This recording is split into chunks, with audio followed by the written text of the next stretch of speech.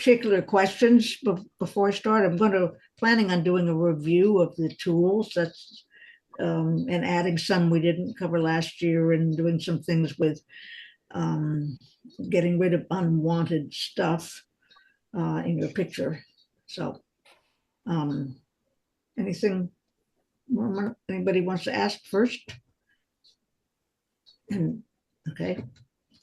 Please don't hesitate to interrupt. Say, hey, what are you talking about? Where's this? How do I find that? Or how did you do that? Show me again. Anything like that. That's totally what I hope for. Okay. I do have an answer to a question from last week, and that was how there is a tool. I'm going to go ahead and share my. Share.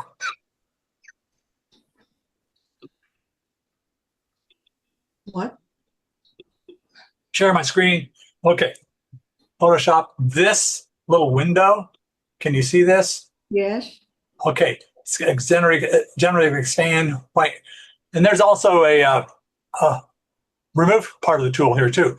You get that to, if you go to window and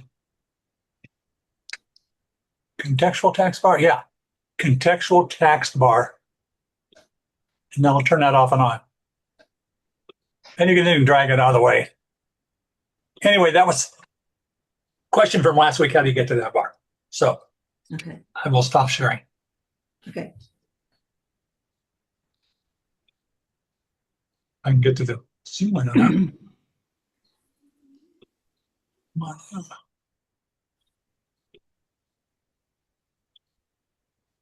All right.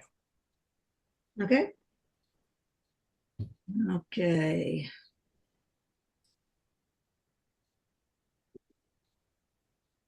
There we go.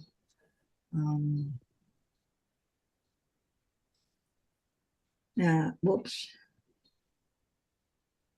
Can you see? All right. All right. Coming on, yeah.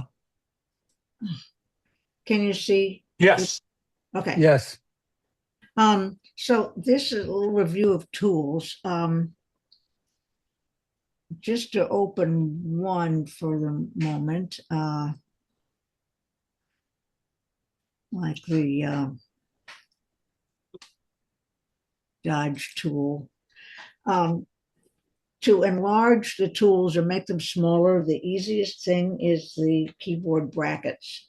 The two brackets there, they're lowercase, you don't have to have them up, they're the actual brackets, not square brackets. Yeah, so you can make it larger and smaller very quickly using the brackets in your keyboard. Very, very handy.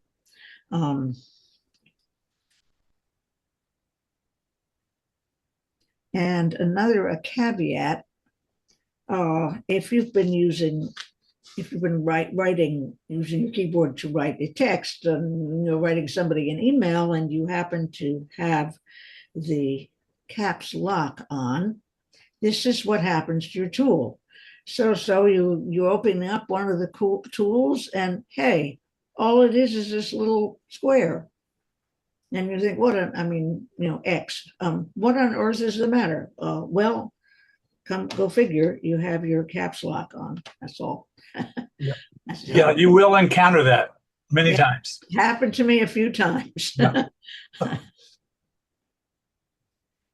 And in the toolbox, as we said last week, if you mouse over the tools, there's nothing under that, but this sometimes gives you a quick guide, or if you right click, then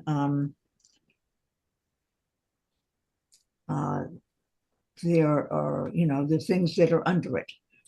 It's funny how there are things under many of them, like the weird one is, here's the eyedropper tool. For some unknown reason, it has the ruler tool, for example, under it. And some of the ones that are under the tools, which, as I said, you right click on the tool. Or you can click on the little teensy arrow. Makes it, and then it will also show you show you. Yes, no, it's not. Let's see.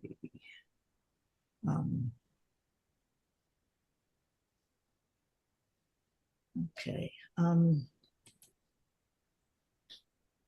Sometimes it will show you what the keyboard letter is. I'm not finding it right now.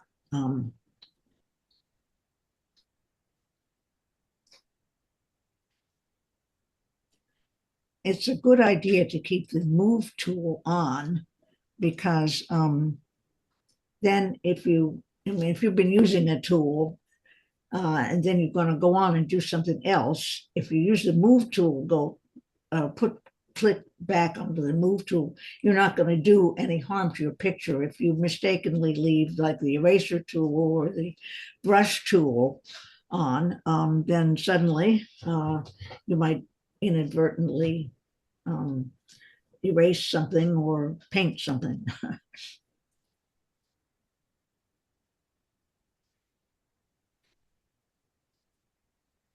Okay. Also, I might add that it's a couple of places you'll have the tool actually change, like the paint bucket tool. If you click that, Juliet, and the little, Paint bucket. and then, yeah, two more up there you go, gradient tool. If you select gradient tool, that paint bucket icon will go away. You'll be in the gradient tool. So go ahead and click that gradient tool. Yeah. And gradient. you'll see there's the gradient tool. If you're looking for the paint bucket, it's not there. So you have to kind of remember that because the paint bucket tool is a handy thing to have. It's very probably more than the gradient tool, depending on if you really start to get into gradients. Yeah, a paint bucket tool, it puts whatever color you have in your color boxes. Colors the whole part of whatever part of the image you have selected. What is that? Paint.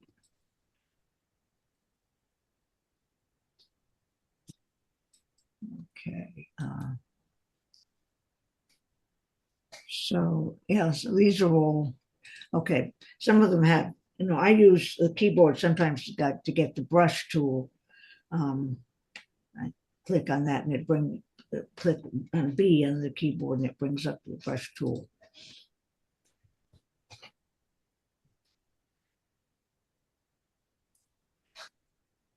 Now, the move tool is very handy for, I'm going to do something kind of far out here. It's very handy for moving. If you have two images, you can use the move tool to move one image or part of an image on top of another. So you could combine images using the move tool. So I'm going to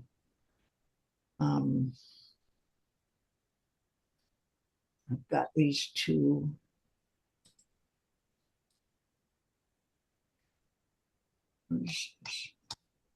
Tell me. Sometimes when you're showing people stuff in Photoshop, you can get stuck in a mode where a contextual window is hidden behind another screen. Yes, this is what's the matter here. When that happens, oftentimes you can click the escape button. There we go. I got it. Yeah, I got it. The commander, D. There we go. I have two images up here. I have the zebra and I have the covered bridge. So I'm going to go up to the top menu line, go to Window, Arrange, because I want to see them together. And I arranged two up vertical. That oddly puts them side by side. Now, this is an example of, I never use that, but Juliet does, and those are that's useful. I just, whatever reason, I don't. Juliet does it, and you can tell it's very practical to have these tiled like that. And then I have to highlight it to make sure it's the one I'm acting on. I want to make them size them so I can see them well enough. Now, going over here to the toolbar, the object selection tool, I'm going to go, wait a minute. I go over here and I'm going to select. Get the whole thing. I'm going to select the zebra. I went to the object selection tool and then I drew the rectangle. Another thing you can do is click the select subject button at the top left of the screen of the zebra window.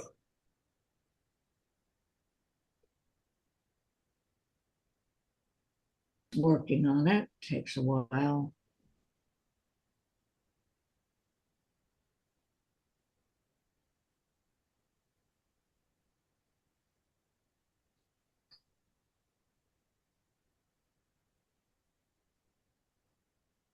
See, those two things are exactly the same thing, but there's just another way to do it. Yeah.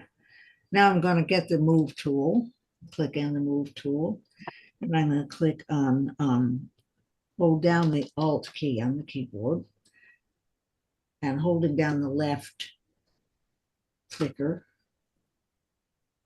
There, I have the zebra here. Oh, it's way too big. So this comes a very handy thing. It's called Control T. I hit Control and then I hit T at the same time on the keyboard, and then I let go. And there we have this box. And this box will make your image.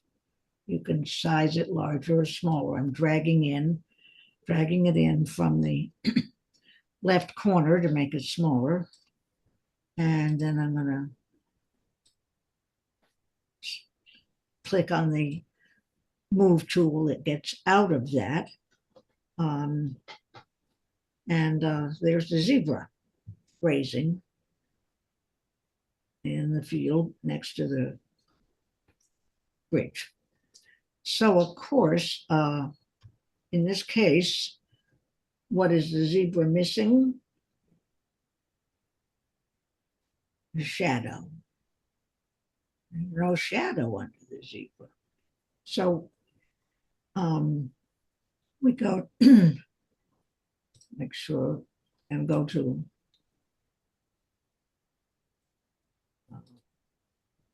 I've got to go to the layers palette.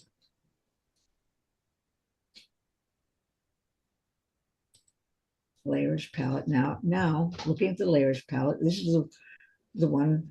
Layer 1 is with the zebra, and layer 0 is the covered bridge scene. So if you click on layer 0, whatever you do is going to affect only the covered bridge, which is the background. So I'm going to go to this tool, which is the dodge tool, but I want the burn, which is under it. And then up here, almost every tool has a menu line. And the dodge and burn tools have range, midtones, shadows, highlights, and then the exposure, that is the density, the amount, so to speak.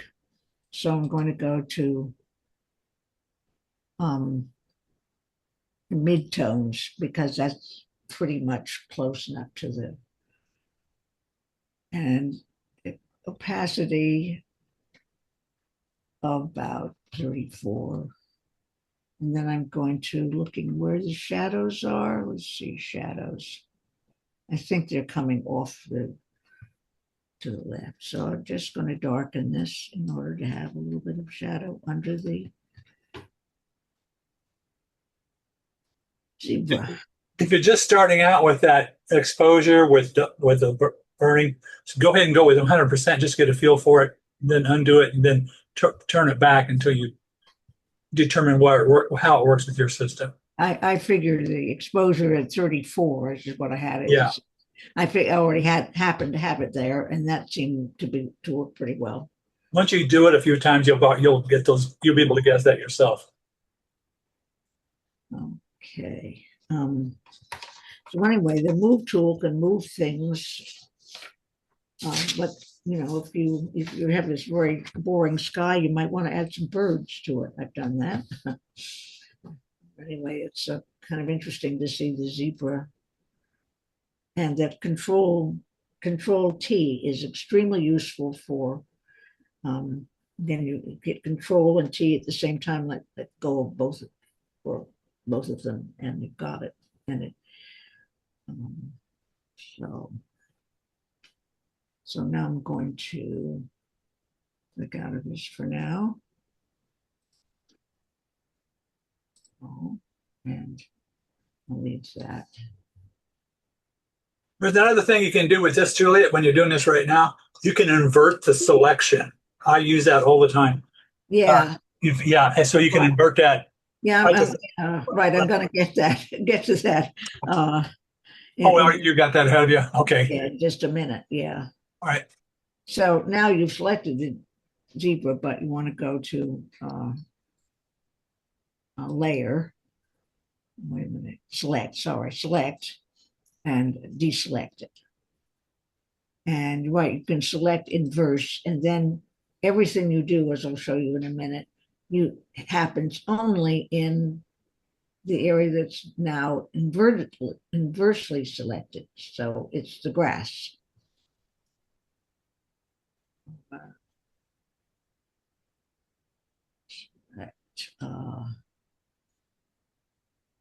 Inverse again, and you're back to the zebra. And select, deselect.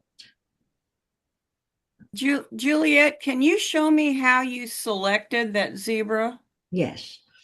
You go in the toolbar to it's the fourth one down. It's called the object selection tool. There's also two ones under it, but I don't use those. Okay. The quick selection tool works pretty well, but I actually like this. So then I have, there's this, see this little square in the top. I'm going to draw. Now notice the pink outline. That's a suggestion as to what is selectable. Yeah. Oh, okay. I was using the wrong tool.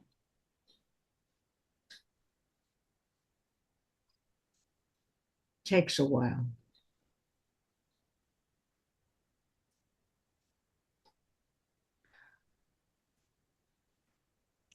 So there, it selected the okay.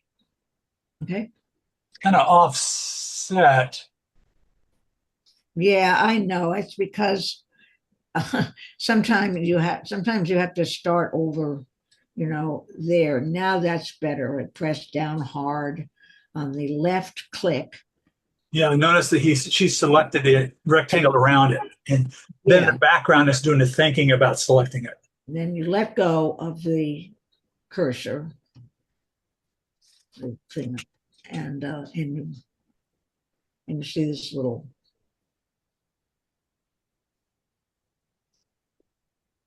Should be doing it.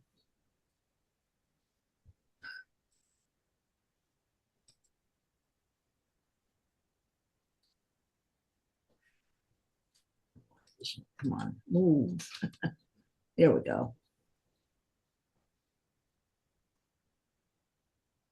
And there it selected it. And then how did you move it? I'm sorry? And then, okay, after you selected the zebra, then how did you move it again? I think it's still thinking about it there. I'll show you again. Stop thinking. Stop thinking.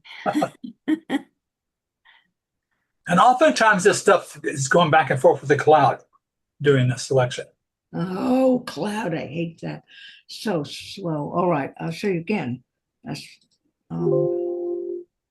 okay. Oh, selected it. Selected it. There. Select. Okay.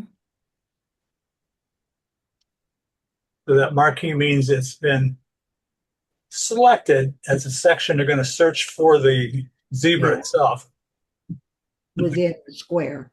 There are a couple of other things you can do and sort of do the same thing. There's a select subject button at the top of the screen.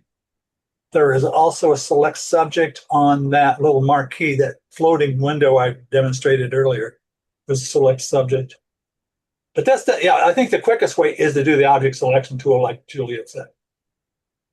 Okay, now I'm going to bring up the covered bridge again, and then I'm going to go back to window, arrange, 2 up vertical. And move this out of the way, go back and highlight this again. And now I take the move tool and I hold down the Alt key or Option if you have a Mac. And then I left click on the selected zebra and drag it. Another way to do that would be, copy it and paste it. Whatever selected, it'll be put into the keyboard. Yeah, that's true. You can do that. That's true. You can go to, it's another case of 100 ways of doing things. Yep. Anyway, this is too big. I could have started out and made my zebra picture smaller, but so the zebra would be smaller. But again, I go to Control T. Okay, my copy and paste is working. All right, Okay. got it. Thank you.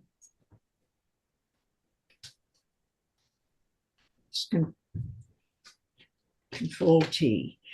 If I go Control T around the zebra, it makes a square and you can't really see it too clearly, but it has little corners. So I'm going to drag the corner in and it makes it smaller. Those corners are often called handles.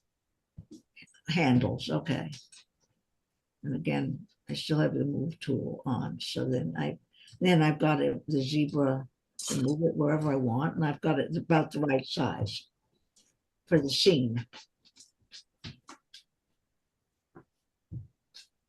And then you go to the move tool to get out of that Control T. I use that Control T a lot. Okay, Joyce? Okay, thank you. Sure. Okay, again, I'm gonna. Also, if you got that selection there, if you hit the Control T or Command T, you can invert it. So it's flipped left of right. So the zebra would be facing the other way. You can also turn it upside down if you don't want to do. That's true. That's a good point. You can turn it if you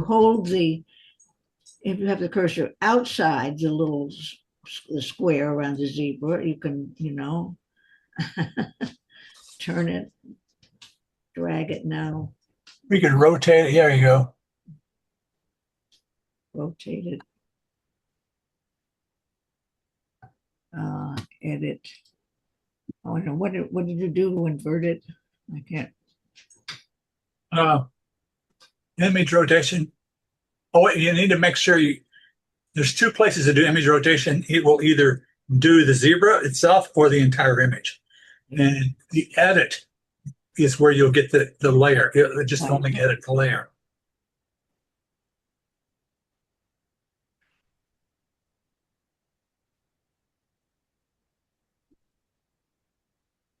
Then transform, and then you would have at the bottom you have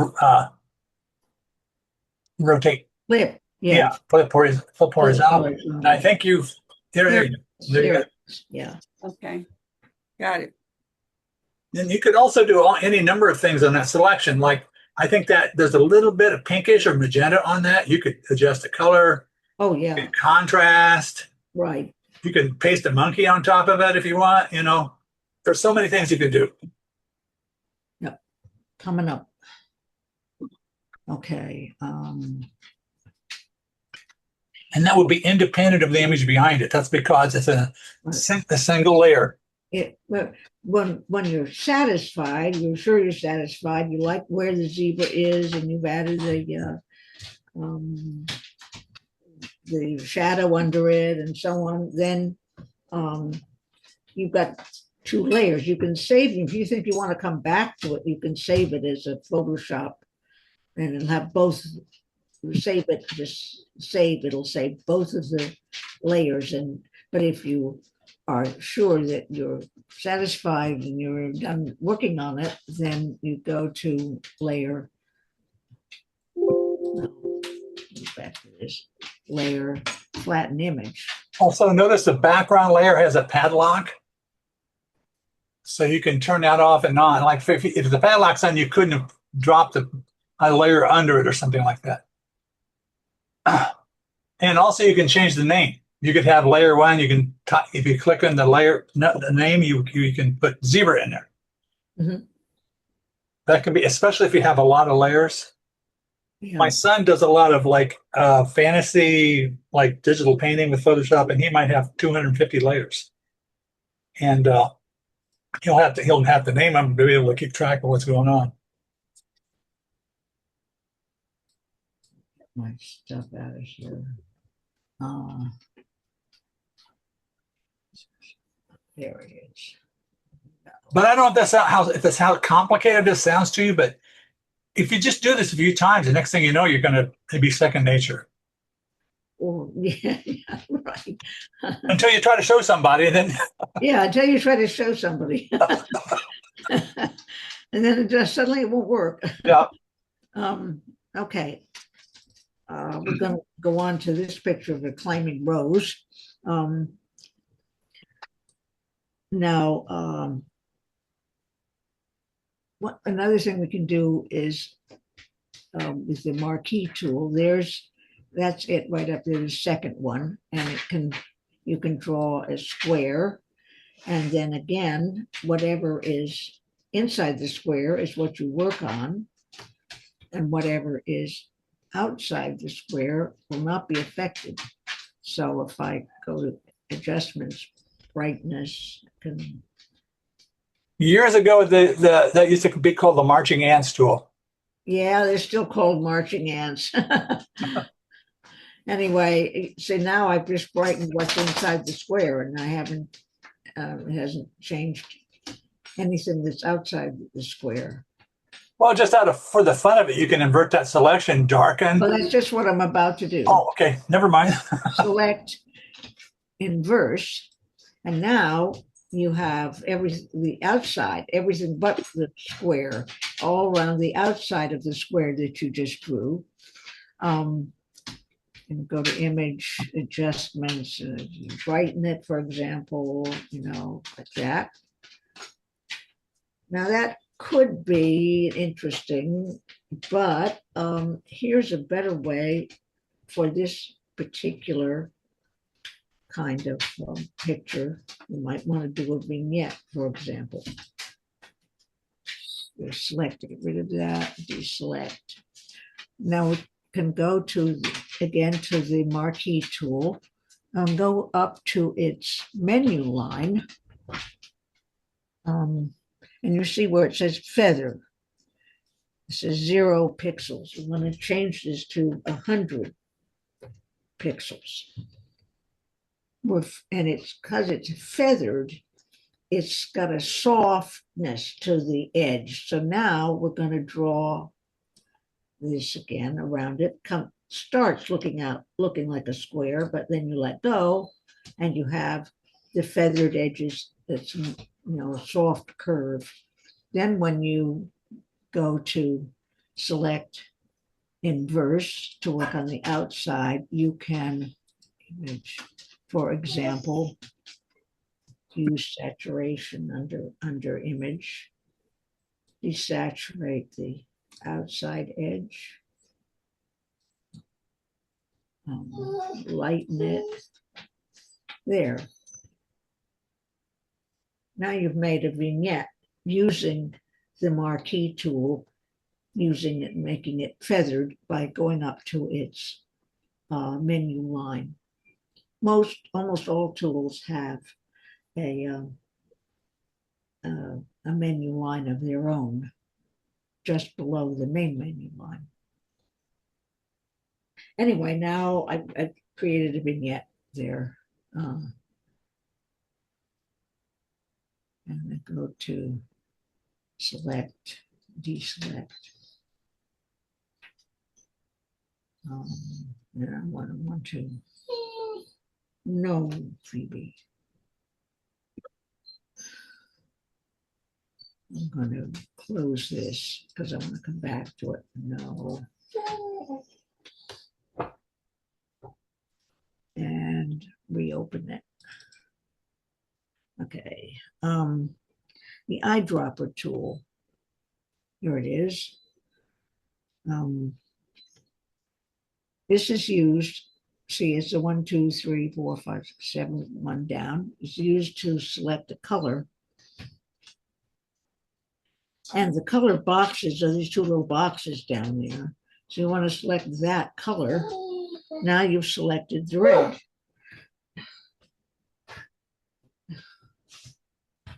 Sorry, being pestered by Phoebe. So I've selected the red there. And it can be used with the paintbrush tool, for example. Where'd you go? Paintbrush, it's over again, paintbrush.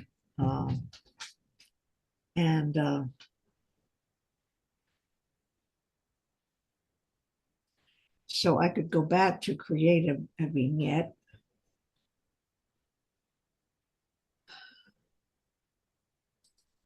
It's still at 100 pixels. So I still have that rounded vignette, select inverse. And now I've got the paintbrush tool. If I wanted, it's at 100%. So you can, again, up here, in its paintbrush tools menu line, you can change the percentage and various other things, but that's the main thing. So I'm going to change it to 20. Do it.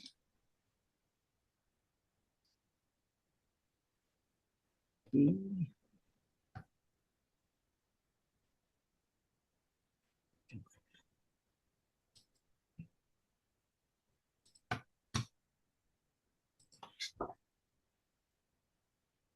I'll change the opacity of the paintbrush tool to, and there, 15 by moving that. 15% opacity, and you've got this nice red that comes from the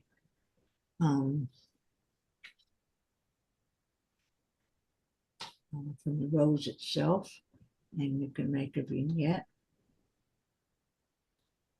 More on paint over it.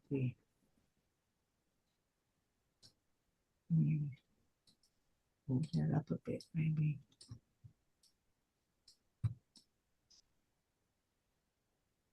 So you can make that color. If the paintbrush tool is set at 100%, of course, it's going to be covered all. Anyway,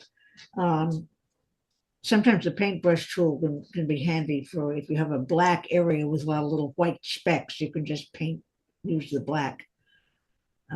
These boxes, the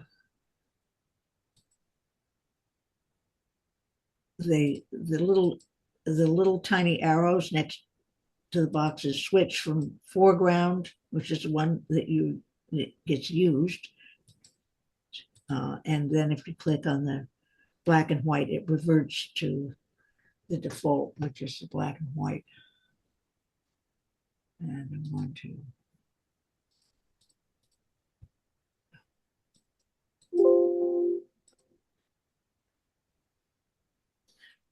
okay. The ruler tool is under. Here's what happens, when you're walking down the street and maybe you want to quickly take a picture, but look what's happened to it. So we want to straighten it. I mean, some things it's nice when they're not straight, but this is a little bit much. To make a better picture of it, can go over to it's here. The eyedropper tool, curiously, the ruler tool is under it. Now, what would you use as a guide to straighten this? What do you find in the image that was probably straight? to use as your guide.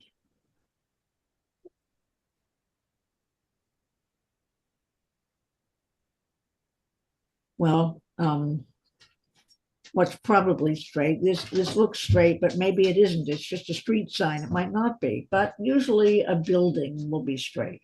So here's a straight, nice straight vertical line of, You can do both vertical and horizontals. yeah, you can use both vertical and horizontal, but vertical and horizontal, you would, do that if you were,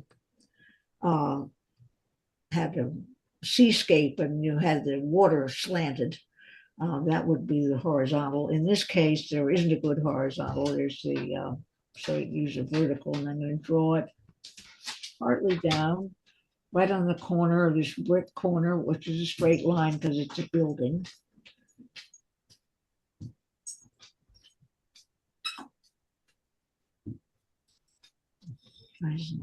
And you have to click the straighten layer.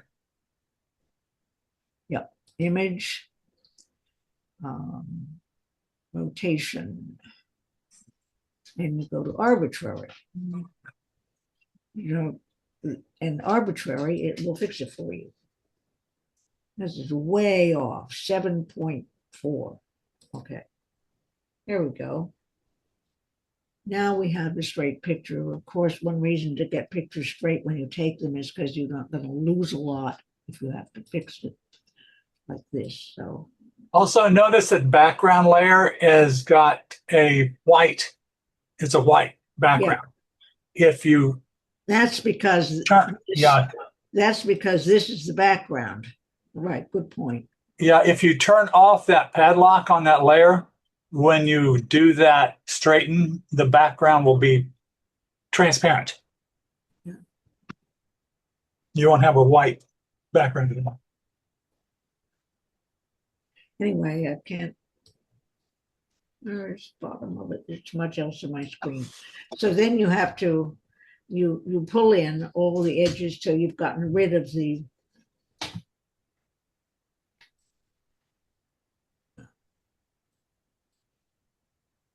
stop that, honestly. There. That's easy to happen with the crop tool too, by the way. It's because there's all this other stuff on there. That's why undo is your friend. There we go. So now we have a straight picture. We've lost a bit in it, but it's because we had to crop it out, but it's at least straight, and it's a pretty good street picture from Northamptonshire.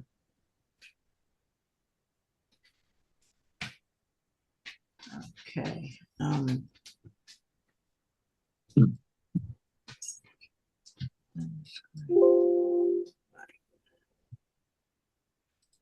the move tool, then back, click on the move tool, gets you out of wherever you were.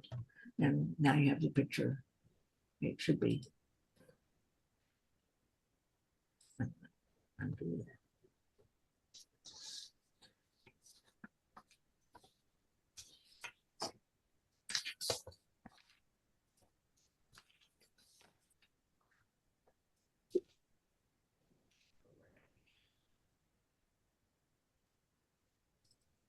We're going to look at blur, sharpen, and smudge.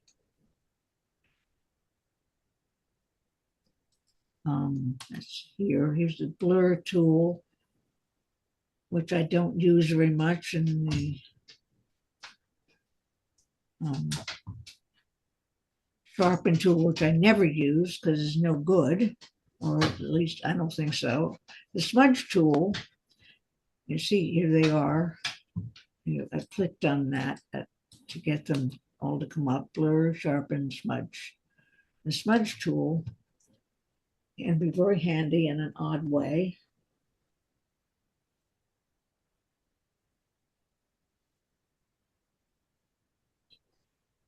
Because if you can see along the edge of this building, where's my navigator?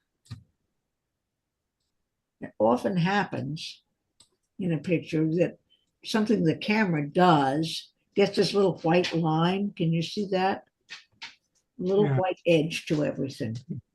It's very faint, but it's there. So what I use is the smudge tool, and I just go right along the edge. The smudge tool set pretty low. And then just go, whoops, that's too high. Just go along the edge, and it does take it out quite well if you have it set fairly low. Oops.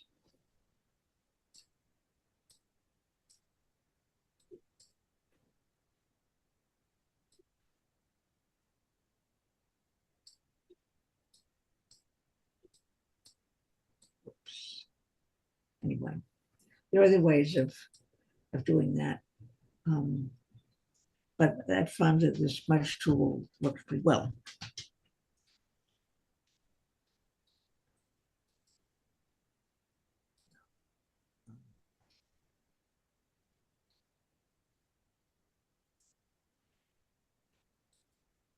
Back to the climbing rose, and looking here, the dodge and burn and sponge tools are down here.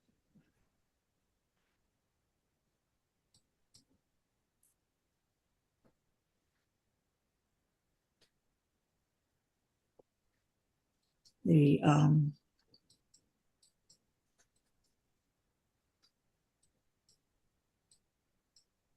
dodge tool makes things lighter. The burn tool makes them darker, and the sponge tool makes them more saturated or less saturated.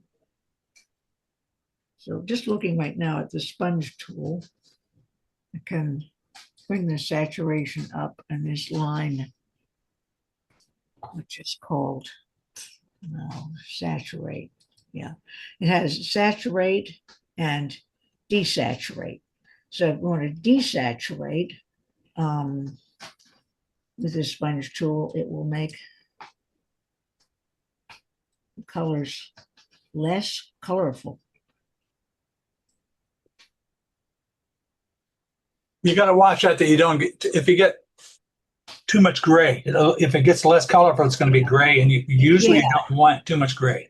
Right. So that's not often how I use it. Yeah. How I would use it would be with the saturate. Either way, you should do it with a light touch. Yeah, light touch. And there you have resaturating that. I'm going to saturate some of these leaves. So if I wanted to make this flower brighter than it was, then the saturate tool works well for that. Another way you could do that was select the object of the flower, and then you could just use all the tools to brighten it up or open the shadows or whatever you want. That's right. That's right. Select the type of flower and you go to saturate. Sometimes you just want one little spot, and that's where the desaturate and saturation really sinks. Yep.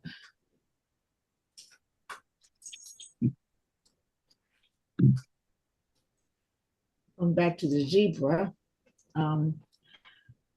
you can use the dodge tool. Set it. I'm going to dodge the highlights again in the menu, fairly high. Let's reduce exposure to maybe 50 and enlarge and I can whiten his whites. Yeah. Look, you have to be careful not to get over onto the grass. Yeah. Now, if you would have selected that. Yeah. So I could select the zebra, right, and then just but the selection, I would do that, but the selection tool takes so long. Yeah. Anyway. But that's a good demo one. Now you can do that with the blacks too. They just usually the blacks you don't want to go too far. I mean, you can go a little bit farther with the whites. Go to the burn tool and you can set it for shadows, and it will darken his blacks. But I like how it works. If you use the select tool to select it, does it become another layer? No, Okay. you So can do you- it with a separate layer though. So just leave the crawling ants on while you do it? That'd be probably the simplest way to do it in this case. If you wanted to, you could create a separate layer, work on that layer separately, and then say the bottom layer, then you go to the top layer and erase out the stuff you want to see from the Okay. top. And then Any way flatten you it, do it. and then flatten it, and okay. Yeah. You want me to do that? No. I mean, Unless you, that gives you an No. idea of other things you could there. I mean, there's other cool stuff you can do. Yeah. What helps to just learn how those work basically, and Yeah. then feel like playing with it, get out, knock yourself out. It's a lot of fun. See, this is just about the tools. yeah, right. The other thing you could do is select the zebra, and then you can go to image adjustments and levels, for example, and you can darken the darks and lighten the lights that way. So that would, they're just, but anyway, this is just what a tool can do that's maybe a pretty easy Yeah, yeah. fix without going to, if it works in an easy way, quick way, then that's helpful. And here, now this can happen. You get a sunspot, and so this nice picture of the mullen is messed up with the sunspot there. So again, the dodge and burn tools, especially the burn tool, it's very helpful here. I'm going to make it larger. And then to set it for the shadows. And it's maybe about 30%, somewhere in there. And oh, look at that. Oh, great. Yeah. That's a little too much. I got carried away there. Well, see, once you opened up, darkened those sun flares, Yeah, the daisies became more apparent. yeah, Yeah, yeah. right, absolutely. I mean, it quite often happens. You're outside and you take this nice picture and you get it into your computer and look, it's got the sunspot blurring out things. And you can also use the dodge tool. You could also crop out that white sky out there, and it would help some, I think. Oh, you don't like that? There I'm using the dodge tool set for the highlights, and it's bringing out these flowers that are in the background and brightening the mullen. Back to the burn tool again a little bit. So, the tools, there's so many different things you can do. Getting down toward the end of my part. But if you just stick with the simple ones, you'll get off the races. You'll want to explore the other Oh yeah, the deeper, more complicated things. But you Right. don't need to do that more complicated. right. But it's good to know that maybe you've got an actual easy fix using the tools. So Right. yeah. So that's what they. But that's a much better picture now. I can't go back to it, but anyway. Okay, ducks. Where are they? Where are my bucks? There they are. In this second to last part of mine here is how to get rid of unwanted objects. And there are several ways. One of them is the spot healing brush. Now, this is best for little bitty pieces of things that are, when you have a picture that has little flecks of stuff in it. Well, for example, I was at my mother-in-law's in Virginia, and across the street from her was this house, and it was a sunny day, and there was a dense shadow, and this beautiful white cat was sitting in the driveway in the shadow, and it stood out beautifully. But about 3 feet away from her was a white tissue that someone had dropped. So immediately, your eye sees the tissue, and it destroys the image, the focus on the cat. So if I'd gone in and picked up the tissue, the cat would have run away. Anyway, so this is why it's nice to be able to get rid of unwanted objects. So going to the spot healing brush, that's one, and I find it's not as good as it used to be. But anyway, let's look at some of these. Watch this little, that, see, that's what it sometimes does, is it makes a little bit of a blur.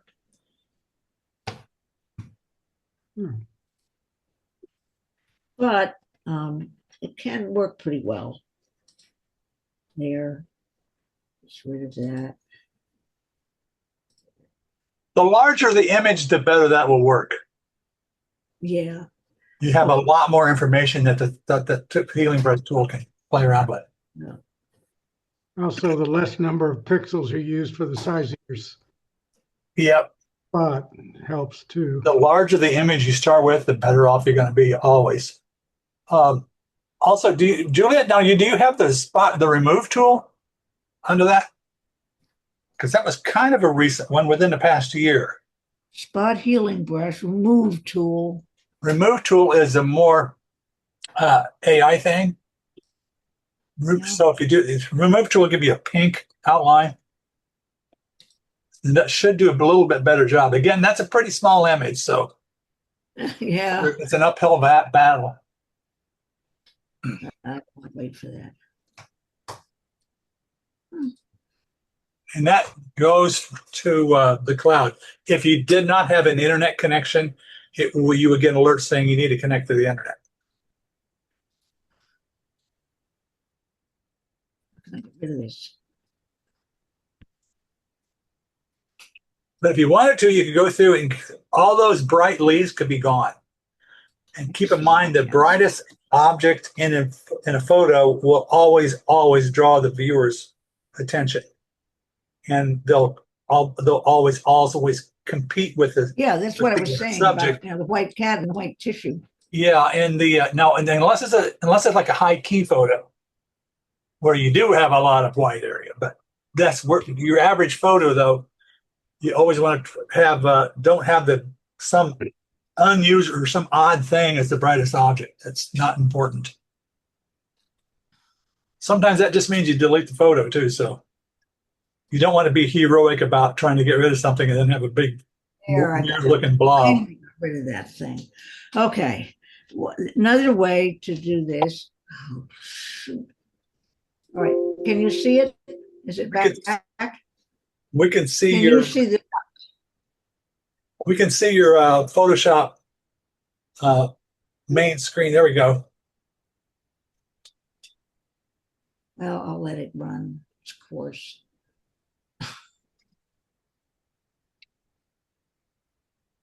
Because you were saying something about your computer wasn't able to use a certain processor. No, it said that something was unstable. The connection was unstable. Oh. Okay, I've canceled that. All right, now, the clone stamp. That's another way to get rid of something.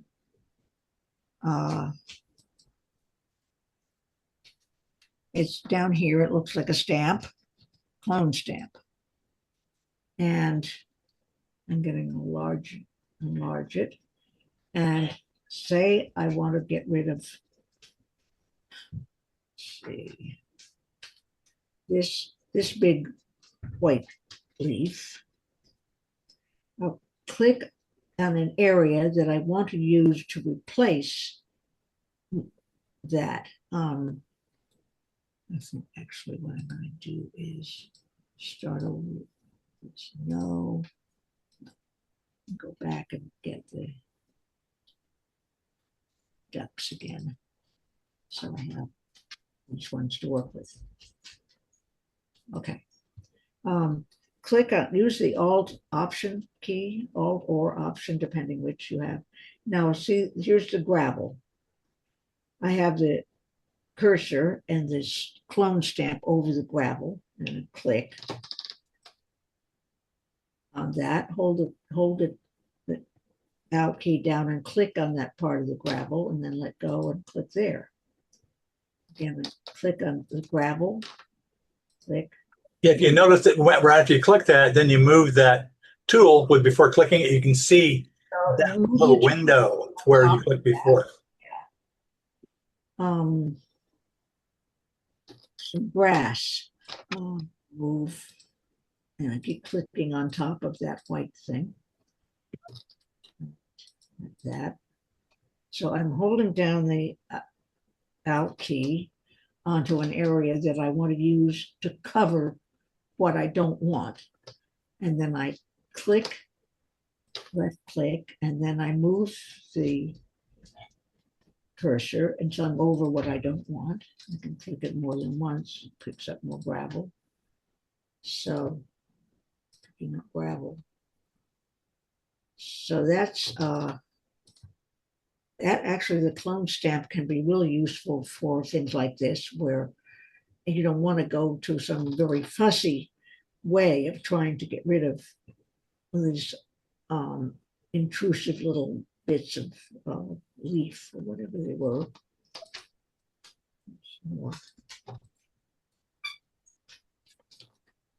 I use the clone stamp quite a lot. Sometimes it might be too complicated, but if you can get some of them out, that de-emphasizes the distractions. That Yeah, can go a long way. yeah, right. So then you see the your eye isn't distracted by those little bits and pieces. There's some grass over here with another little bit piece. Say one more thing about this. You've got the rule of odds. If you were able to get down to just 3 ducks, that might make for a better photo, but you're going to have some aggressive remove stuff going on. That was just that was what I was about to do next. Yeah. So I'll do that. I was debating whether to use this. I could use this, or I think actually what I want to use to show this. I want to go back to this picture. Now, what do you see in there that just doesn't, add to the picture or subtracts from the picture? That sign, I guess. Yeah, the sign Is on there a the road. sign? Yeah, I mean, you don't even know what it says something, but it sure distracts from the picture. It's big, it's white, it's, obtrusive. So what I'm going to do is I'm going to go to the lasso tool, and I'm going to draw around it, leaving some space around it, not exactly right, next to it or anything, but leaving space around it for this next tool to read from. Then you go to Edit,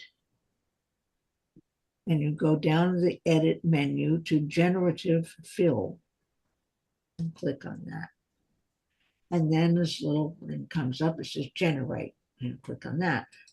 And wait a little bit, not too long actually. This works quite quickly. This is one of the nice things about AI. You can't complain about it. Just wait and see.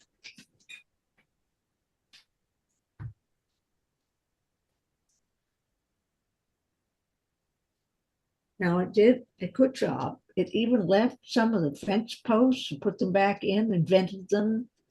It's maybe not perfect, but sometimes you want to do it more than once. But also, if we go here, this window opened up by itself, and you go to generative, and it shows you different options. You get 3 variations. That's the one that started out with. Try this one. No, I don't like that. Try this one. Yeah, that's not too bad. And if you look at the layers panel, it created, because if you find Right. the layers panel, you'll just say the original.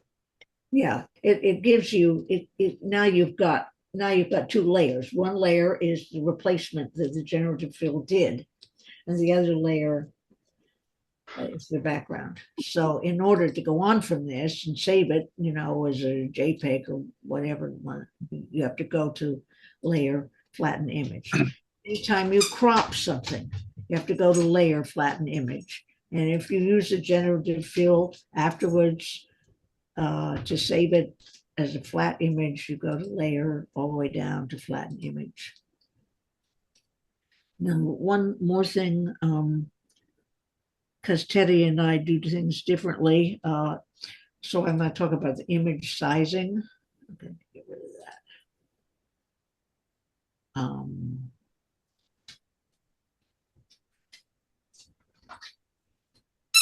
Just a minute.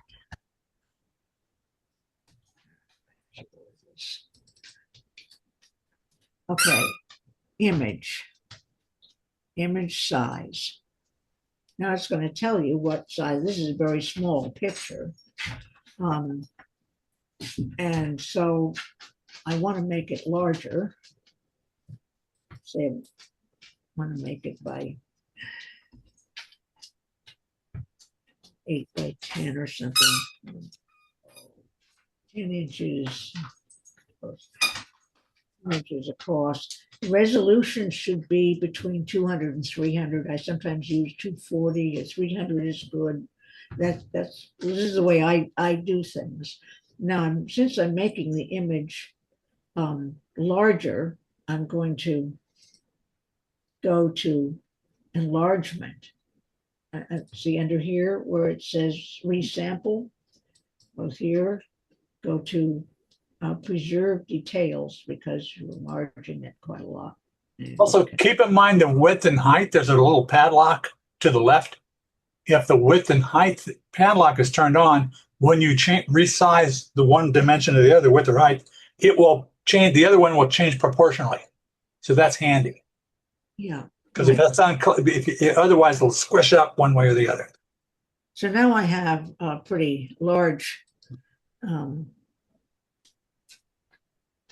image size. I've got one that's 10 by 6, and then I think, oh no, I'm going to submit this to a photo share, so I've got to make it smaller.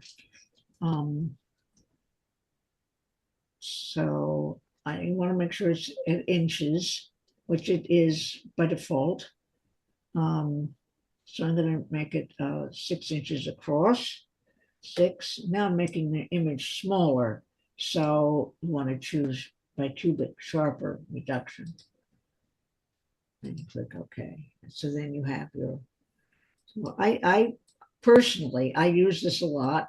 I don't keep my images humongous, mostly for storage capacity, and I have not found that I have damaged them in truly visible to the human eye ways. Depending on how much you shrink it, if you shrink a JPEG, for example, it's going to be compressed. So it could be a smaller file size, but it's irretrievable unless you back it up.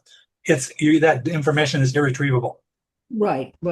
If you can save your larger image, just like you can save your digital negative. No. If it's a raw image, you're not going to lose it. Okay. Because raw is, I would say that usually the thing I ever use it for is if I have to reduce it down to the 1400 pixels on the long side for our photo shares.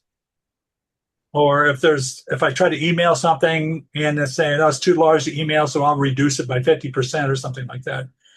But other than that, I really I would never try to make an image smaller because you're losing detail. In a JPEG. Well, especially a JPEG. Yeah, And you can also enlarge an image if it's a raw image in Photoshop, Adobe Raw, Camera Raw. They have a Yeah. very good enlargement thing where, but you have to start with a raw image, and I can show you that later on if you want. Probably will, but that's a good way to enlarge it. So anyway, as your turn, Teddy. Okay, so we were on, but I take a look. Sorry, that took a little longer than. I think we're in good shape. yeah, I think so. So I'm going to start with I'm going to share my screen, and start with a photo.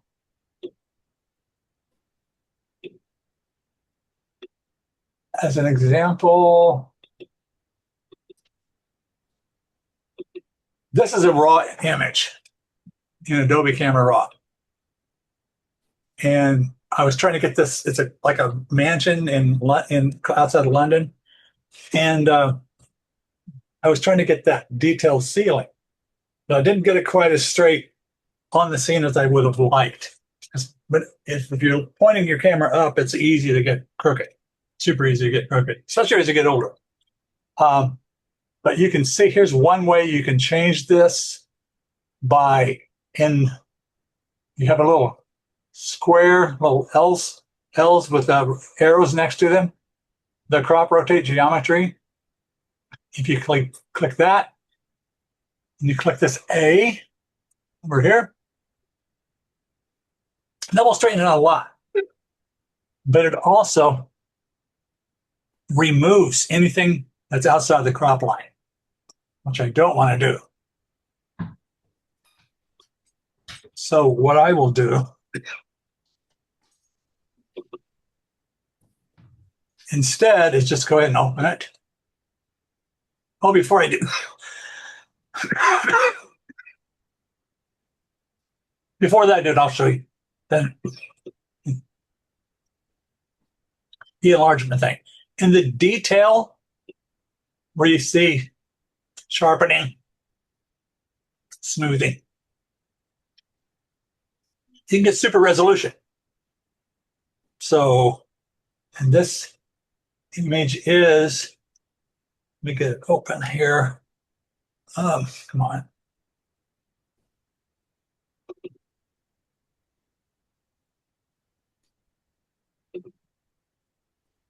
This is 5,504 pixels by 8,256 pixels.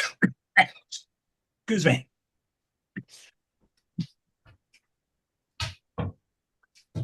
Oh, come on. Keep this as a.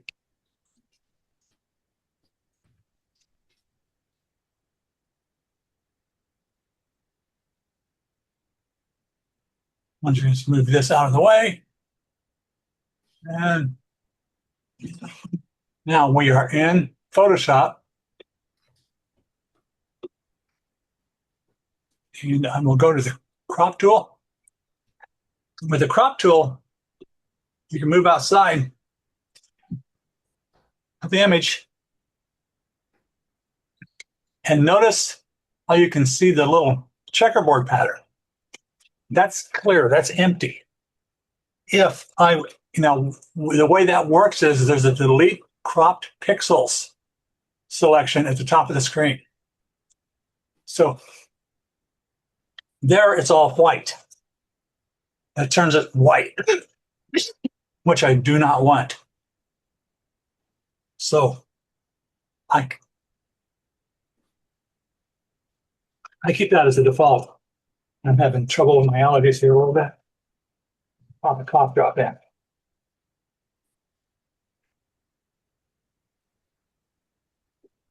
So,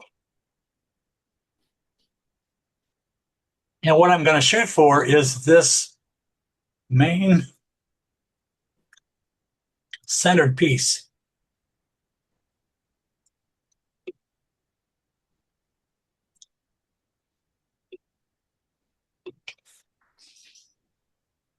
Leaving it just a little bit outside the border.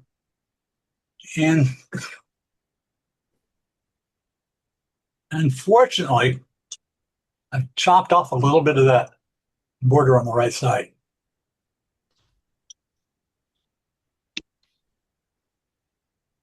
So I want to try, I'm going to use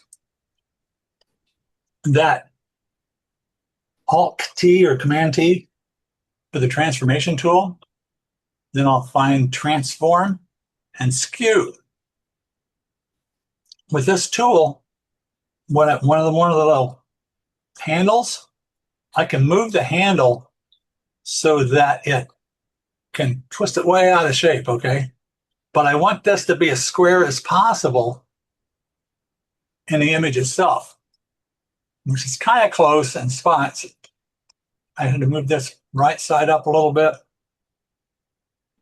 I think I've got it pretty good. Now, I need to figure out what I want to do with this. I'm going to move, not instead of skew, I'm going to just go back to the regular transform tool and leave some space in there. Now,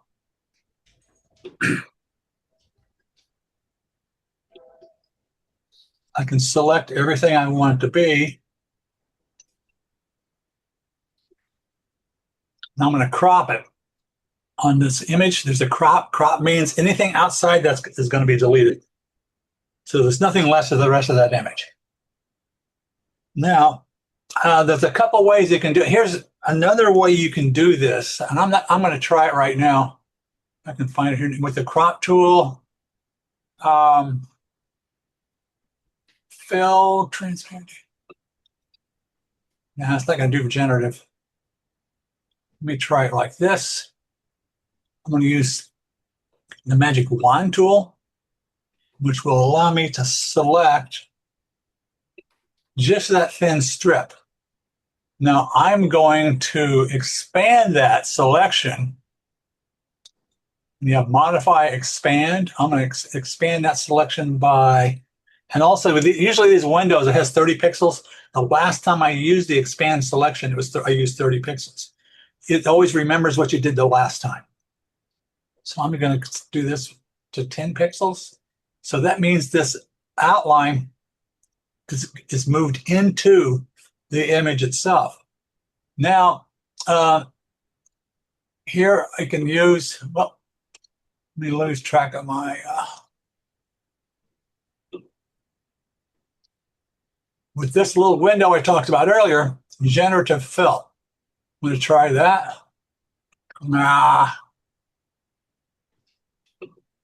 Okay, it doesn't like grayscale, so I can't use that, but we can, let's see if there's a generative, there's a couple of ways you can do this.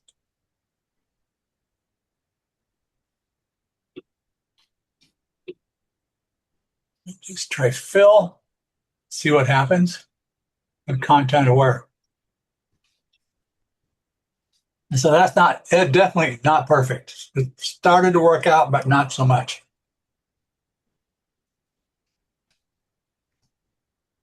I'm not exactly sure why that's not working.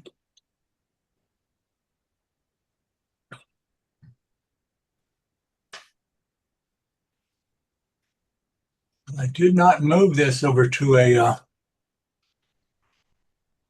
black and white, but that's set up as monochrome for whatever reason. So I don't think it likes monochrome.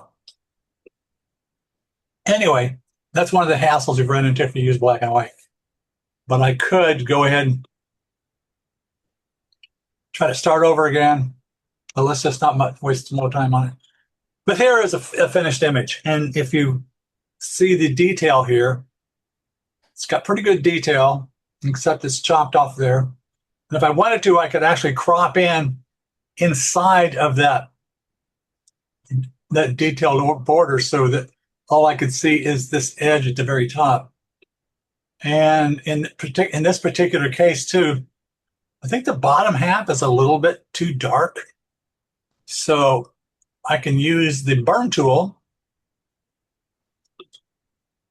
And I'm going to go up as far as I can. Oh, I didn't want to do the opposite way, wrong way. I'm going to do it. Dodge tool. And just take that off a little bit. But then as we did this, we've got the shadows here are a little bit too bright compared to the shadows on the other side. So what I can do here is create a new layer, which is right here. Tell you what, before I do that, I'm going to use the undo tool.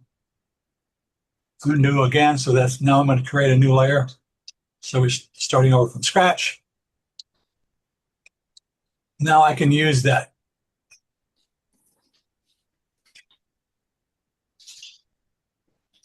Running on my. There we go.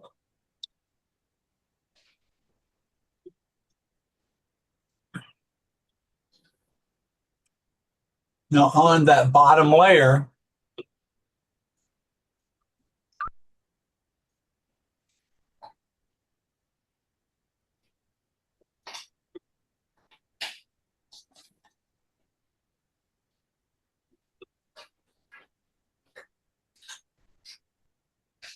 lighten that a little bit. Then on bottom layer, I can also go back to Adobe Camera Raw.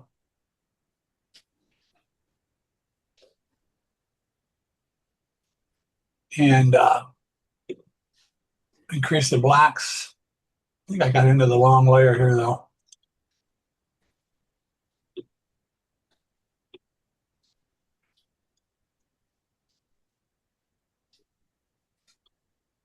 Started out with the wrong layer, which is easy to do.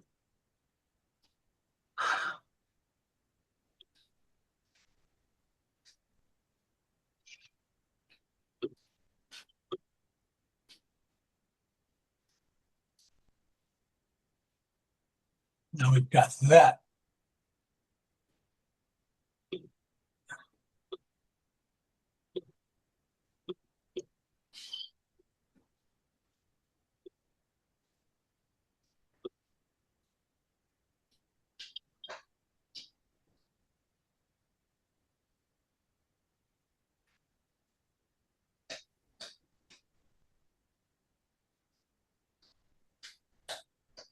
And I'm going to use that erase tool again. Oh.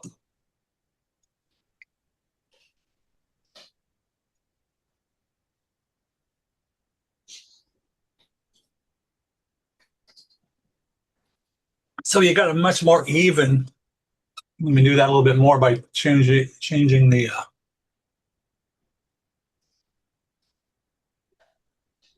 so you can just make it all much more even. So I'm not sure if you're into that kind of photography or not. I like to have my stuff nice and sharp and as even as possible with something like this. You have any questions?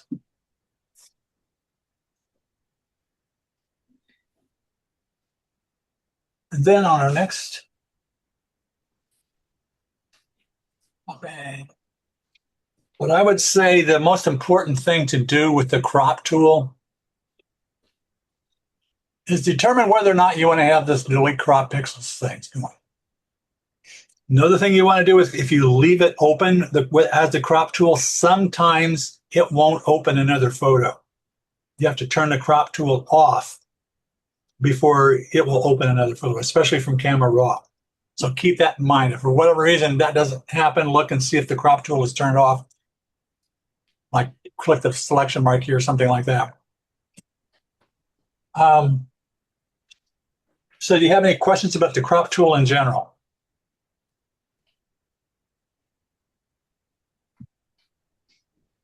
I think Julia, she likes to flatten, which works fine. And that's another thing that the two of us do. I usually do a merge, which is Command or what is it, Alt-E. you'll end up in the same place. So we've only got one layer. If you the more layers you save, the larger the image is going to be. So keep that in mind.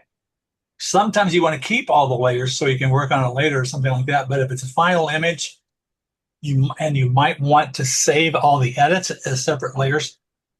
Save it as step 1 or something like that, and then save it as final image after the layers are merged. Okay.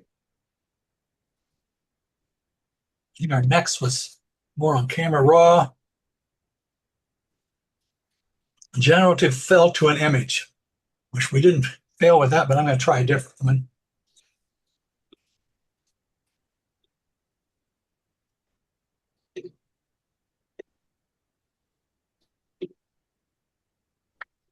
I like to use this one where, you know, you need more around the edge of something. Yeah. So that's my reason for liking it. There's a picture from Rome. I thought this guy was interesting, sitting there cross-legged with a weird, almost swastika-like formation in his legs and knees. And it's got quite a bit of detail.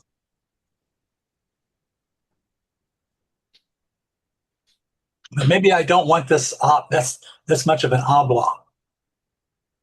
And let's see if I can try to delete crop pixels, transparent, generative expand. Okay. Did you see there was this fill? And transparent, which is what I usually use. Generative expand and content aware fill. So let's go even a little deeper on this, because maybe I want to stick with a resolution like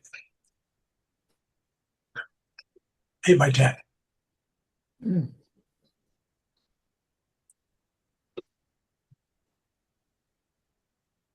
So You're using the crop tool. yeah, and I'm going to center this with the door. Click generate.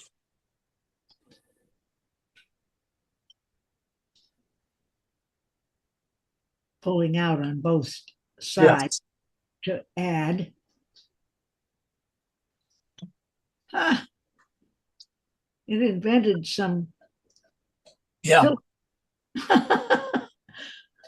Well, there were columns on both sides, so that was another version. There's yet another version. So this isn't so tall and skinny, since it's an 8x10 format. Sometimes you want that tall and skinny. Tall and skinny, wide and skinny is usually better, like a panorama. Yeah. You mean horizontally? Yes. So it's good.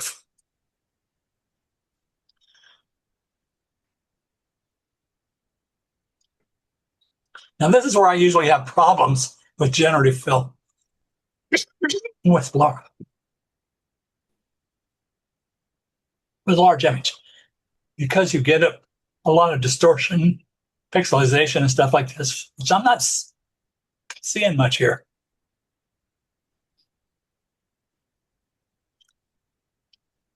So let's stick with this image. I'm going to merge it. Here are a few things you can do, like Julia mentioned. It's the you can do generative fill. I'm going to remove that chunk of plaster that's gone.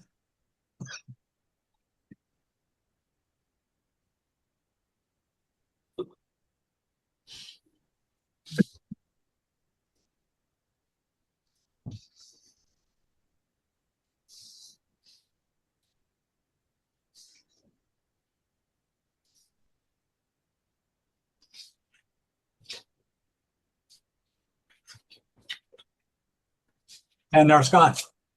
Now, if you look, there it is. it's still there in that layer.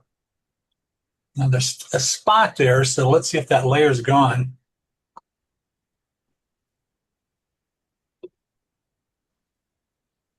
Which one of the other ones? Oh, there's even more spots. There's no spots. So that's one we're going to stick with. Now, one thing I agonize over this a little bit. Unfortunately, the stairs are concave because I would have liked to have seen these more straight. You notice how it has a bow? That can be corrected using the warp tool. But in reality, those curves are those stairs are curved. So I'm going to leave them as is. Now we've got the various objects that could be distracting. I will also use what usually works for me. Oftentimes will work for me is just to select an area and just to use edit fill, contextual fill. Mhm. It's a little bit sloppy there. So I think that and there is also the remove, wait a minute, there we go. Let's go with this, and we're going to use remove in the tool there.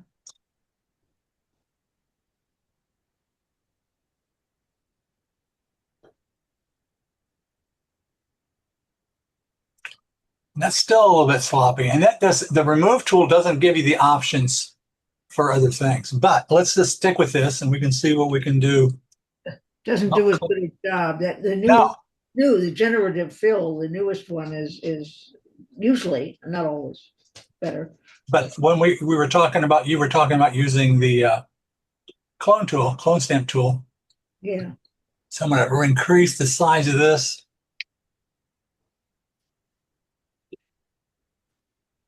Now I'm starting to get a little bit screwy here with the smudges. So I'm going to turn the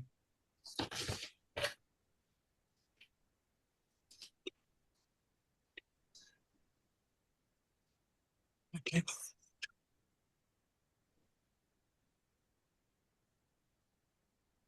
And when you do something like it with straight lines in particular, you can move that so it remains straight. So you kind of need to watch that.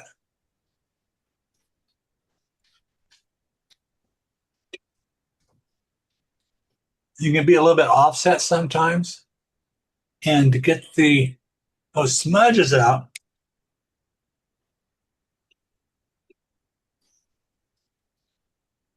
and also it's best when you use the clone tool to use, there's hardness. You usually want it very soft. So you could use it like this,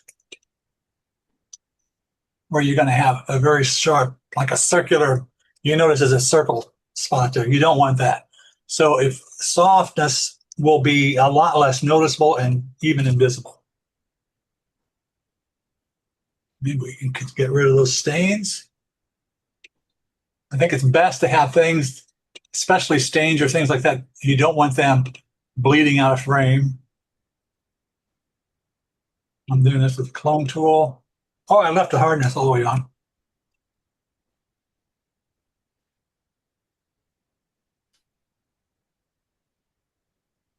And you can also turn the opacity down, so that helps. Sometimes you might need to do a couple of brushes with it, and let's go all the way out here.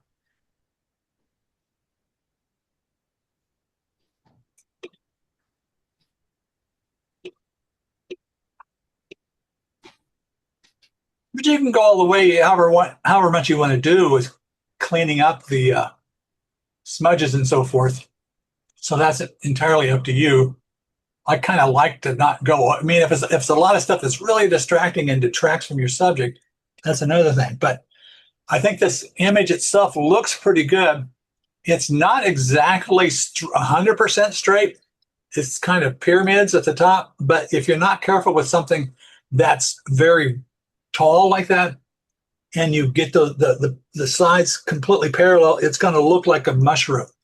There's an optical illusion will make it look like it's getting wider at top. So oftentimes, particularly with a scene like this, having it just a little bit pointed at the top makes it look much more realistic. And in my opinion, the subject is the man. So we're going to use this, well, just for the fun of it. Let's see what happens when we select subject. I just selected the subject. I thought it would have also selected the door. I'm go all the way to 100%, and I'm going to go to Adobe Camera Raw. I'm going to open the shadows a bit, brighten him a bit. He's a little bit too red. So let's go add a little green. And maybe just a touch of white. So I think that looks like more natural to me. I could work a lot more on this, but I'm not. So what would be your thoughts on all this? What would be your takeaways on how successful this was or not? Well, I'm wondering, Why did you go to Camera Raw to do that last bit of editing? I mean, can't you do it in Photoshop? This is Yes. Yeah, I could. Let's just go back to, I'm going to use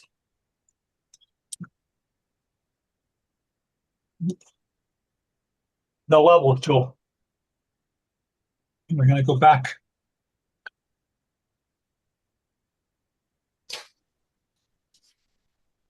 This is in Photoshop. See, I could brighten this up. What tool is that? Levels. Levels. It is under image adjustments, Yeah. also ambient levels is Command Alt L.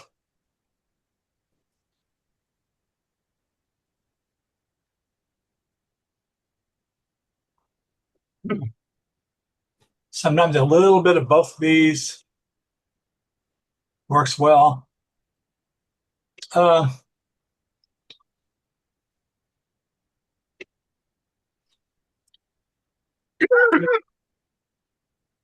Then you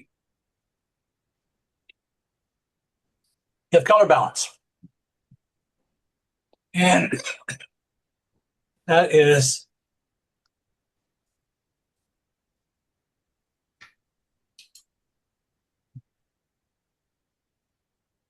image adjustments, color balance, Command B, Command or Alt B. But if there's color balance, and it's a little bit pink, so I might add a little bit of green, make it more flash look more natural.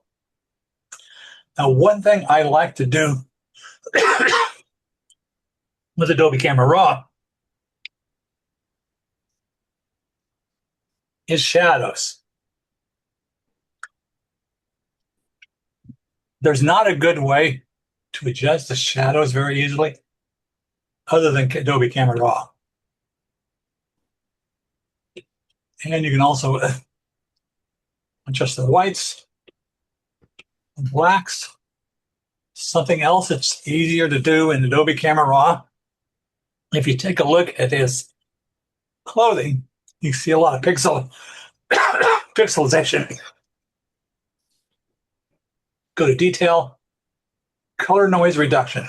Slide it way over to the right.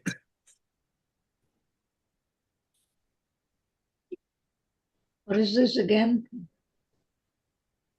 Color Noise Reduction. This is in. Oh, okay, yeah. Nobody's going to really look at it that closely, but it will look more natural in general.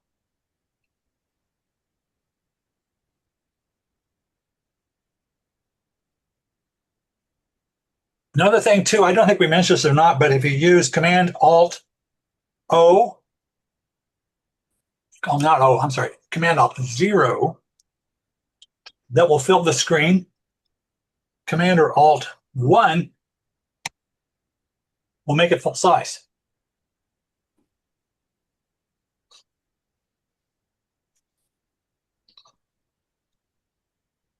So, any other questions about that?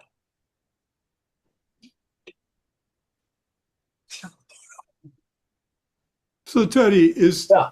is this Adobe Canon Camera Raw separate from bringing the raw picture into the?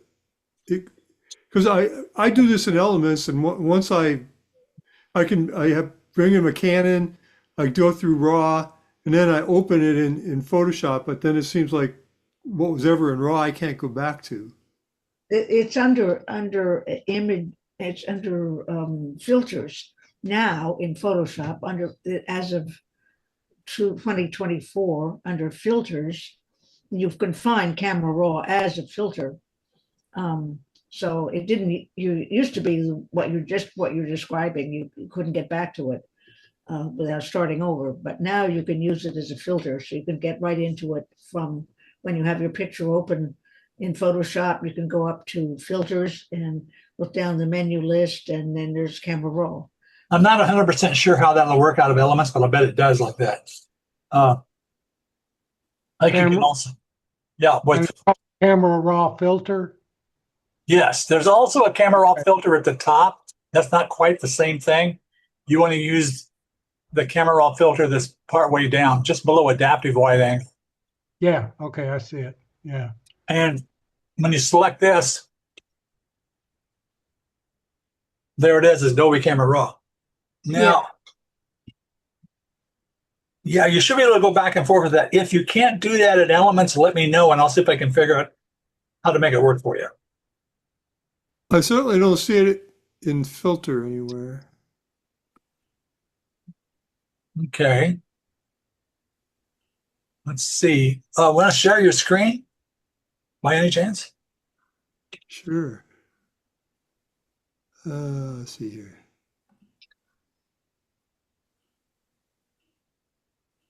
See, you'll have to stop sharing yours, I think, before I can share mine. I think it should be turned on so that, come on.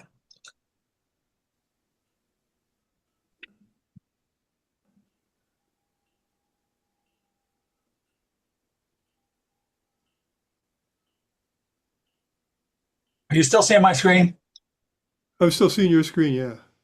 Come on. Zoom. Stop share. See if you can share now.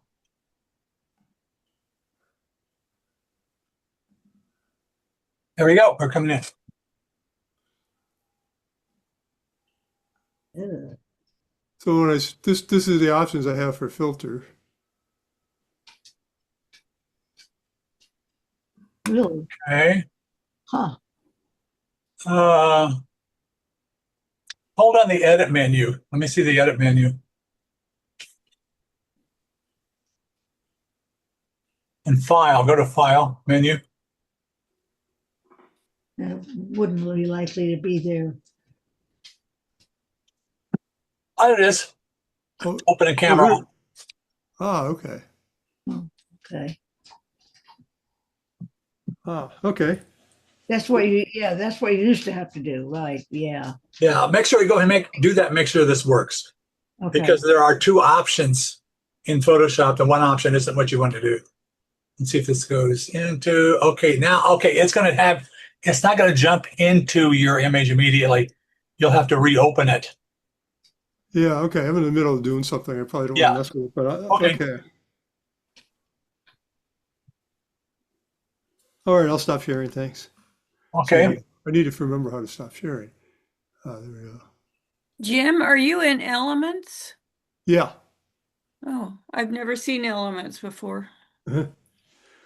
A lot of the stuff has been very similar. It's just been the menus have been in different places and hidden. Most of the stuff you guys have talked about, I've been able to find. That's what I've heard, that Elements is very much like Photoshop. But you get a Camera Raw, and it should be, that's where most of your tools, well, I'd say at least 50% of what you want to do, you'll start with Adobe Camera Raw. Then you go to Photoshop or Elements and work on it from there. Things like you can remove objects and distractions and things in Adobe Camera Raw, but I recommend doing it in Photoshop or Elements. Maybe we can do, I'm going to do another share. Come on, you.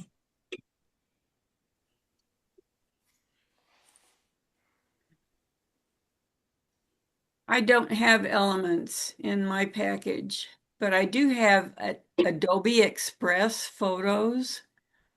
I've never used it.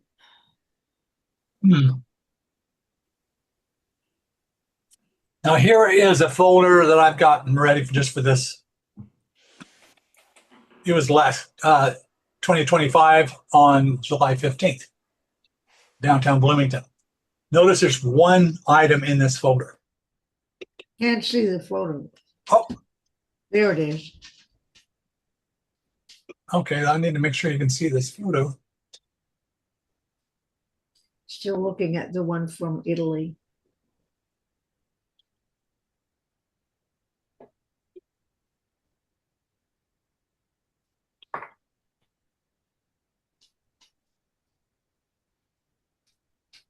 Okay, now can you see my desktop? Yeah, And you can see the folder. It says Bloomington 1. well, in 4-point type, yes. Yes, this is like my desktop. You can see this the folder Bloomington 1, and there's Yeah. one image in there. Yeah. So if and it's a raw image. NEF is a Nikon raw image. Yep. And here is that image I shot last year in Bloomington. So again, this is where you can use the rotate and crop tool and stuff, so forth, where I'll just use this automatic. And this is pretty close, but it's not, like I said, this isn't a tall, skinny image. So I am going to use the vertical tool so those windows are more straight. Now, open it in Photoshop.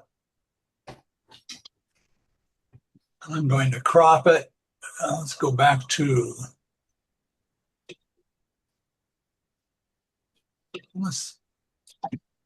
also in the crop tool. If you look in the upper left-hand corner, I've got it set for 4x5 or 8x10. The two arrows on either side of that, you can flip that. So it's perpendicular to where the orientation it was originally. So I'm going to try to 16x9. This is more like it.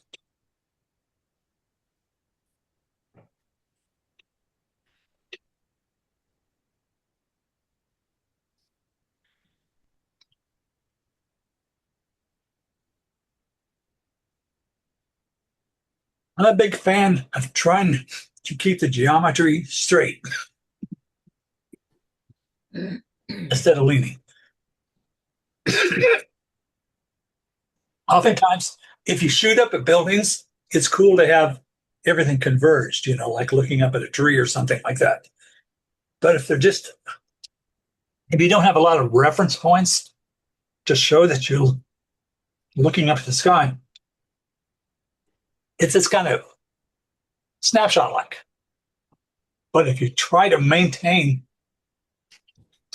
the straightness, the squareness, you'll start to bring the beauty out of that particular detail in the building. And then what I'm going to do here is, in this particular case, I'm going to use the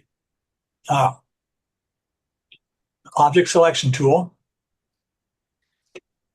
Let's select one of the windows. Then I'm going to hold down the Shift key, select that one.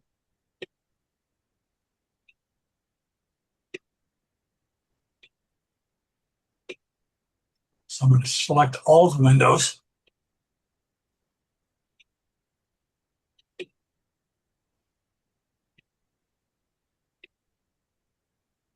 If you wanted to get down to the nitty gritty, you could select each individual pane of glass. That's what we're going to do. Not only are we going to work on the panes of glass, but the frame around the glass. Now I'm going to jump into Adobe Camera Raw and use the light section. You can pull up the shadows a bit, bring down the blacks. This is where you need to kind of play around with it.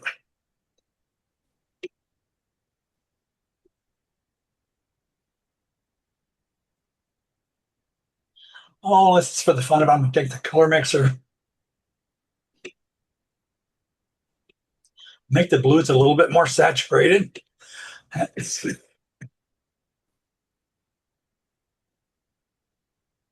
Bring up the highlights and lights.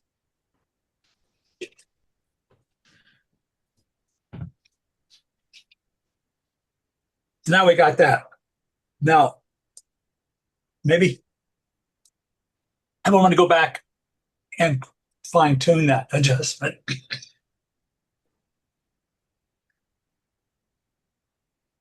What you could do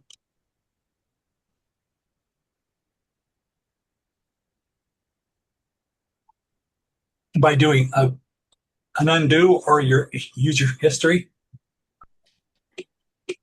In this case, here's the, I deselected it to begin with to see what it looks like. So I can go back to the Camera Raw filter using the history button. And then selection, save selection at the bottom. Windows in the name. Click OK. Delete it. So anytime I want to use that again, load selection, Windows. There it is. So that wasn't too hard to select those 4 group windows. But if I had decided to do each individual pane, it would be really nice to be able to just one click of a button and just get to those sections. Now, at this point, I can invert it with selection, not inverse, it's invert. I'd almost never use it in the mid window.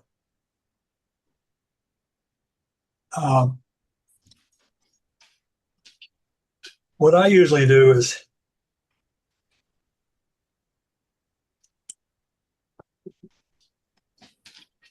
come on. I got my windows all moved around for this.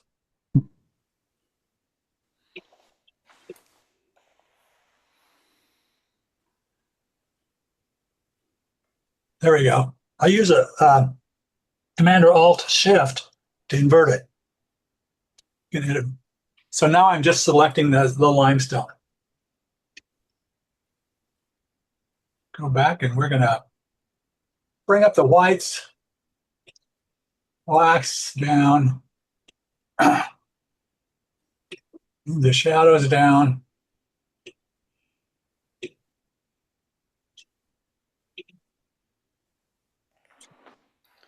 Now you get more of the character of the stone. Right now, too, it looks a little bit on the dark side for me. So you can use that level thing again. The blacks up a little bit in the middle. So that's a tool you can use. I mean, that's not hard to do. I mean, I don't know when you were watching me do this, it's hard to follow or not, but I do this habitually. So I just kind of do it without thinking about it. Unless I'm screwing around with windows like I am for this particular event. You could also do something like take a look at just for the fun of it, I'm going to get this window looks a bit on the dark side.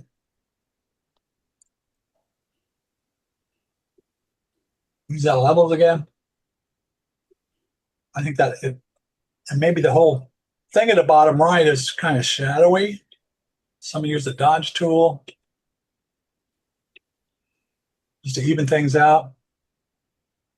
Maybe I would like to, now you can put a vignette on this, which a four-corner vignette would not work here, but you can do a vignette that's asymmetrical. In this case, you can use the burn tool and increase the size of that and just sort of just gives a bottom. I'm going to take a very little bit at the top. So when everything is directed toward, the eye is directed toward those windows. So any questions about that? Or Yeah, Teddy, so when you selected the windows and brought the brightness up in those, you went back into Camera Raw, but you could have also used tools in Photoshop to do that. Why did you go back to Raw as opposed to just? well, what I like, okay, let's go back to the selections. Select, load selection, windows. Yeah, you could go to, but if I go to Camera Raw, I have a more expanded range of tools. Like with the exposure, I have contrast, highlights, shadows, whites, and blacks in particular. Which you can do the blacks by doing a combination of things. You can do the whites by doing a combination. Same thing with shadows, but you don't have those one point areas to work on. That's why you could go. I mean, if I would say that if you say I don't want to do that in Adobe Camera Raw, I want to do that in Photoshop. Go ahead. That's totally valid. It depends on what works for you. Okay. Also, in this case, if you wanted to, you could clone out those little weeds or those treetops.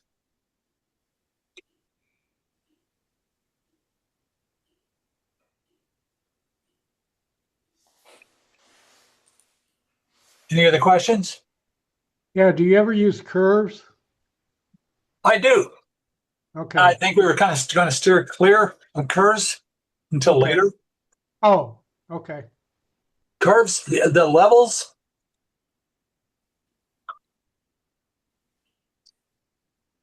Yeah. All these things with levels, you can do all that stuff with curves. Right. Okay. I think if you're just trying to do a quick and dirty brighten up or something like that, levels is the most convenient way to do it.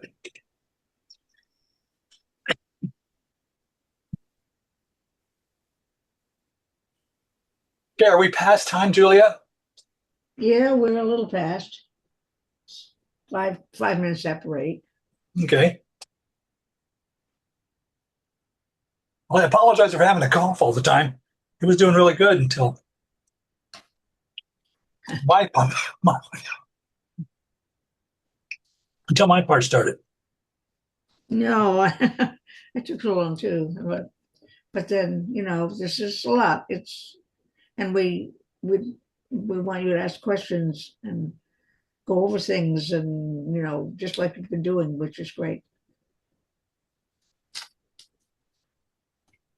Well, it's both Jill and I have said, if you want to do something personal, if you have something you want to work on, we can do a private Zoom meeting. Then we can show you what to do, or we can see what your Right, your definitely. problems are. Like that. Feel free to contact either one of us, and we'll make a meeting. Okay, thank you. Thanks. Yeah, thanks, guys. Thank you. Thank you. I will get a video posted before long. Okay, All right. so we'll Great. see you next week. Yep. Yep. All righty, thanks, guys. Bye. Thanks. Bye. Bye. Bye now.